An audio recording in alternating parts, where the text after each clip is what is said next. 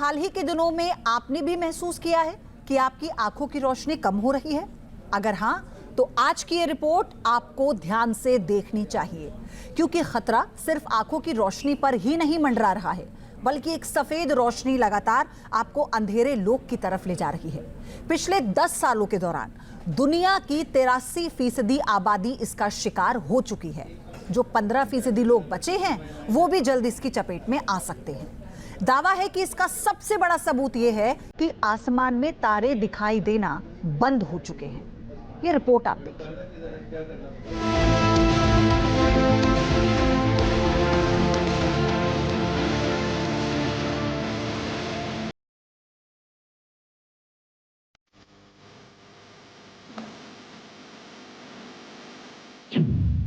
अंधेर लोक ले जाने वाली सफेद रोशनी का सच। इंसान रात में रास्ता भटक जाएंगे, खूंखार बाघ भी देख नहीं पाएंगे, चमगादड़ दुनिया को समझ नहीं पाएंगे, रात में जगने वाले उल्लू अब सो जाएंगे।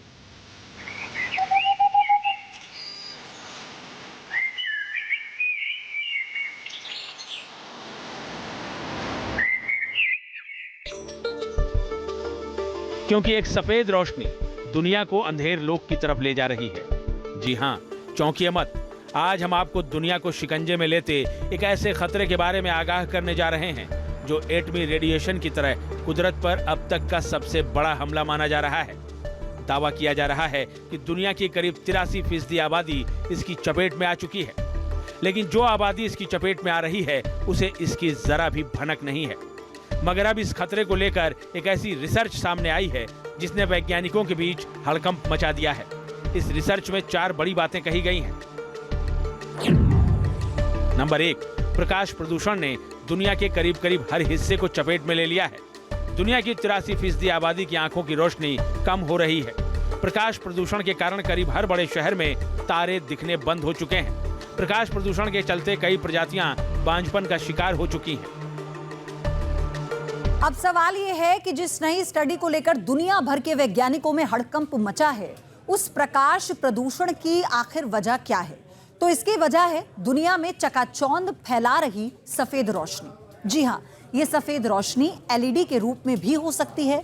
ये सफेद रोशनी किसी बल्ब से भी निकल सकती है और मुमकिन है कि ये सफेद रोशनी ट्यूबलाइट से निकलकर भी अंधा बना सकती हो, जिसके बारे में आपको डिटेल में पता होना चाहिए। दरअसल घर दफ्तरों में बढ़ती सफेद रोशनी या एलईडी लाइट के चलन ने गांव और महानगरों को भले ही चकाचौंध से भर दिया हो, मगर वैज्ञानिकों का मानना है कि लगातार बढ़ती ये रोशनी प्राकृतिक रोशनी को निगलती जा रही है, जिससे दुनिया का हर वर्ग प्रभावित हो रहा है। इसका सबसे ज्यादा असर इंसानों पर पड़ रहा है। दूसरा नंबर जानवरों और पक्षियों का है, जो इससे सीधा प्रभावित हो रहे हैं, जबकि कई पेड़ पौधों का भी इससे पनपना बंद हो गया है। कृत्रिम रोशनी आपको दिखा रहे हैं, ये नोएडा की तस्वीरें हैं और यहाँ पर देखिए किस तरीके से डेकोरेशन के लिए सड़क के आसपास तमाम ट्रैफिक लाइट्स हैं।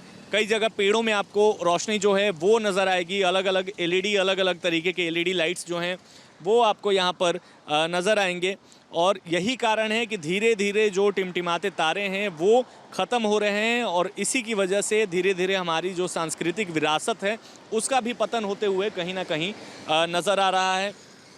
इसको लेकर कई जगह एक्शन देखने को मिल रहा है। खासकर अगर बात करें महाराष्ट्र की, तो वहाँ के हाई कोर्ट ने बीएमसी समेत कई अलग अलग संस्थाओं को ये निर्देश दिए हैं कि ये तमाम जितने भी पेड़ों पर एलईडी लाइट्स लगाए गए हैं, खासकर G20 के समय पूरे देश भर में कई जगहों पर ये डेकोरेशन की गई थी, उसको तुरंत हटाया जाए, क्योंकि इससे जो है वो प्रदूषण तो हो ही रहा है, प्रकाश प्रदूषण, और साथ में हमारे स्वास्थ्य और साथ साथ जो वन्य जीव हैं, खासकर अगर बात करें जुगनू की, पक्षियों की, तो उनको भी बड़ी समस्या का सामना करना पड़ रहा है।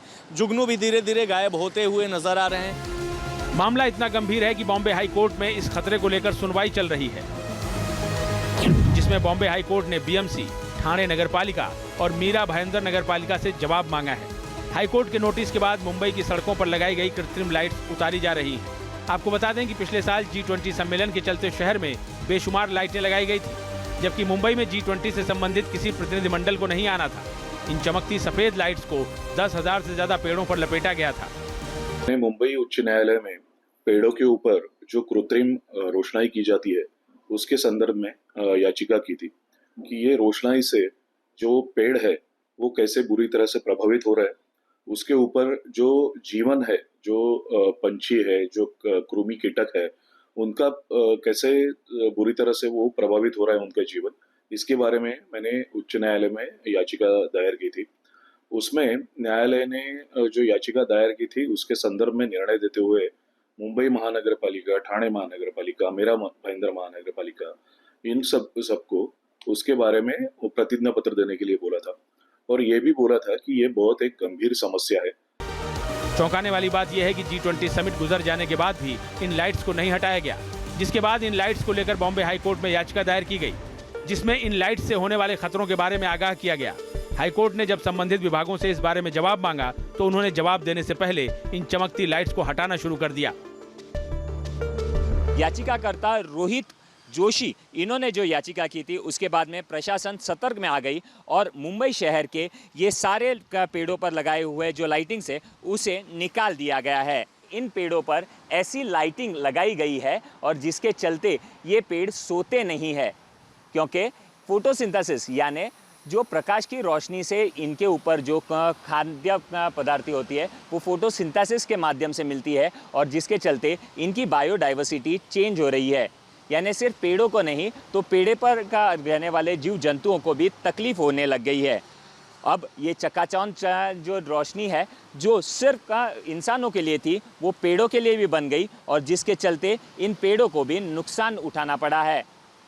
याचिकाकर्ता ने याचिका में ये सारे मुद्दे रखे थे और जिसके चलते ही प्रशासन ने इसे काट दिया गया, क्योंकि यहाँ पर यदि अगर देखें तो ये जो लाइटिंग्स है इसे इस तरह से काटा गया है।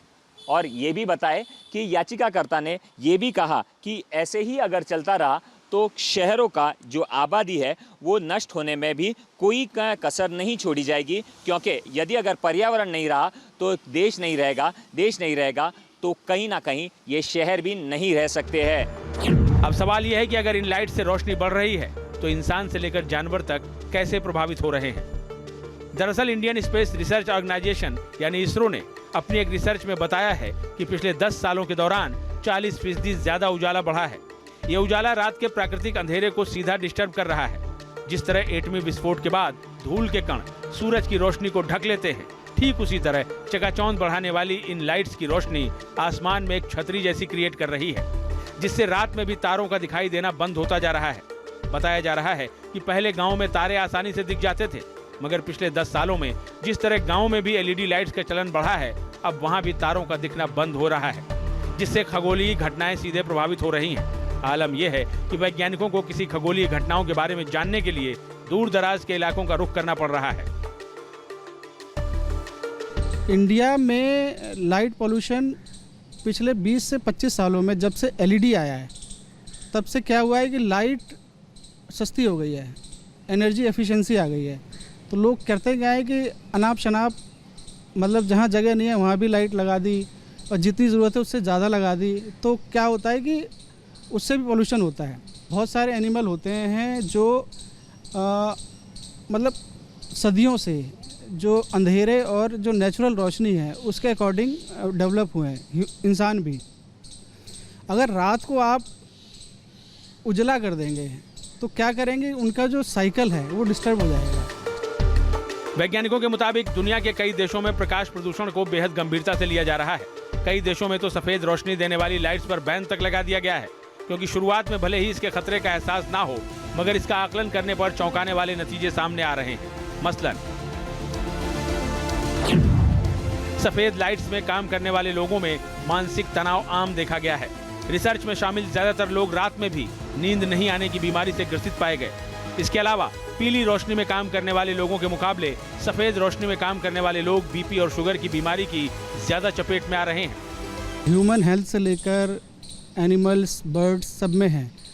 अब ह्यूमन हेल्थ में कैसा है इसका इम्पैक्ट कि आप अगर उसमें लाइट पोल्यूशन में रहेंगे तो आप क्या करेंगे कि आप जो नेचुरल साइकिल है ना लाइट और अंधेरे का, उसको ऑल्टर करेंगे, तो उसको डिस्टर्ब करेंगे। तो उससे क्या है कि अगर आप कोई भी काम नेचर के अगेंस्ट जाके करते हैं तो हेल्थ पे इम्पैक्ट आता है। तो इस पे क्या आएगा कि आपका मेलाटोनिन एक वो होता है, हार्मोन होता है जो अंधेरे में निकलता है और उस नींद के लिए ज़रूरी होता है। तो वो क्या होता है, वो डिस्टर्ब हो जाता है इससे। तो नींद डिस्टर्ब होती है एक तो, और दूसरा इस नींद डिस्टर्ब होने के जितने भी साइड इफ़ेक्ट हैं वो सारे होते हैं इससे। मेडिकल एक्सपर्ट भी मानते हैं कि प्रकाश प्रदूषण के कारण आंखों में भटकाव और तनाव होता है, जिससे रेटिना पर असर पड़ता है। देखो, जब भी ब्राइट लाइट पड़ती है तो हमारा जो ये रोशनी है ये आँख के पर्दे पे गिरती है, और जो आँख का पर्दा होता है वो बहुत नाजुक चीज़ होती है। तो धीरे धीरे जो आँख के पर्दे की कोशिकाएं हैं वो डैमेज होना स्टार्ट हो जाती है। धीरे धीरे डैमेज ज़्यादा हो जाए तो रोशनी कम हो जाती है। ये इस प्रक्रिया को अगर ये उम्र के साथ होती है तो इसको मैकुलर डिजेनरेशन भी बोलते हैं। अगर ये एज रिलेटेड हो तो एज रिलेटेड मैकुलर डिजेनरेशन बोलते हैं। और रोशनी की वजह से भी ये मैकुला जो होता है, काले जो हमारा जो रेटिना होता है जिस पर रोशनी गिरती है उसका अहम हिस्सा होता है, तो वो धीरे धीरे रोशनी से खराब हो जाता है। तो मैकुलर डिजेनरेशन नाम से प्रॉब्लम इस ज़्यादा ब्राइट लाइट की वजह से हो सकती है। जानकारों के मुताबिक इंसानों के अलावा जानवर भी इससे बुरी तरह से प्रभावित हो रहे हैं, क्योंकि सफेद रोशनी से आसमान के जगमग होने के कारण जानवरों को दिन रात के बीच का फर्क ही नहीं पता चल पाता, जिससे रात में प्रजनन करने वाले कछुए जैसे जीवों की आबादी प्रभावित हो रही है। तेज रोशनी के कारण पक्षी अपना रास्ता भटक जा रहे हैं।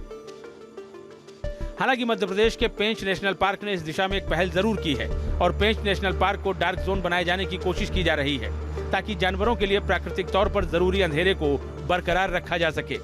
जानकार बताते हैं कि अगर प्रकाश प्रदूषण को रोका नहीं गया तो इसका असर पेड़ पौधों की कई प्रजातियों पर भी पड़ सकता है, क्योंकि जब पौधे लगातार कृत्रिम प्रकाश के संपर्क में रहते हैं तो उनकी प्रकाश संश्लेषण की क्षमता प्रभावित होती है।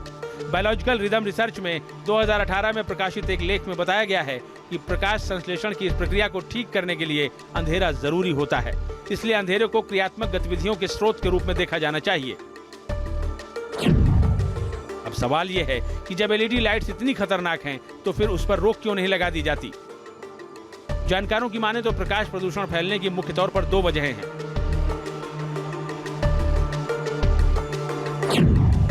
पहली, एलईडी लाइट्स का ज्यादा रोशनी देना, और दूसरी वजह है इनसे बिजली की खपत कम होना।